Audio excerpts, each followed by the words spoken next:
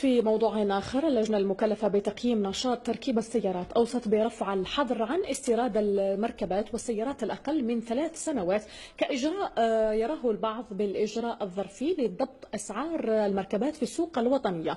إذا مشاهدينا، نذكر بأن هذه اللجنة مكونة من خبراء في المالية وخبراء في الاقتصاد إضافة إلى مختصين في مجال المناولة الصناعية، وينتظر أيضا أن تقدم تقريرا أوليا حول نتائج التحقيق الذي أجرته هذه اللجنة على مدار شهر ونصف أمام وزير الصناعة والمناجم يوم الأحد المقبل. التقرير الموالي يرصدنا المزيد. التوجه نحو إعادة بعث التراخيص الخاصة باستيراد المركبات المستعملة أقل من 3 سنوات بات أمرا واردا وغير مستبعد في الوقت الراهن. المسألة يرتقب أن تكون على رأس أجندة اللجنة المكلفة بتحليل وضعية صناعة السيارات على مستوى وزارة الصناعة والمناجم، قرار قد تتخذه اللجنة بعدما بات العودة إلى العمل بهذه التراخيص مطلبا شعبيا. أنا أطلب من الوزير بسرعة أن يسرح السيارات تحت 3 سنوات لكي نمتص الغضب الشعبي هذا. لماذا؟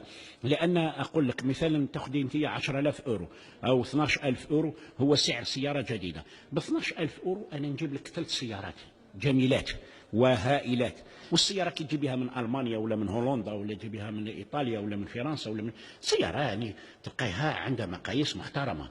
نتكلموا الحقيقة، واحد ما يقدر يناقضك يقول لك لا. اللجنة المزمع اجتماعها مطلع الأسبوع المقبل بمقر وزارة الصناعة والمناجم ستعكف حسب مصادر زي نيوز على صياغة تقرير تمهيدي يعيد تقييم نشاط المناولة والتصنيع والتركيب والتجميع للسيارات والشاحنات لسنة 2016، وهو الأمر الذي حال دون تحديد الكوطة النهائية لحجم السيارات المستوردة التي ستدخل السوق الجزائرية خلال السنة الحالية.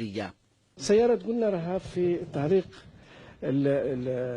العمل بها لجنة على مستوى وزارة الصناعة اللي راها تنظر في هذا الملف، والجواب يكون في وقته. التوصيات التي ستخرج بها لجنة إعادة التقييم ستكون بمثابة إجراءات ردعية تعيد ترتيب وتنظيم السوق، وقد يكون ضبط الأسعار خطوة الانطلاق بالنسبة للحكومة لبسط يدها على سوق السيارات بعد أن فلتت الأسعار وباتت حتى الشير كيو والملقبة بسيارة الزواولة في غير متناول المواطن بعدما لامس سعرها 160 مليون سنتيم.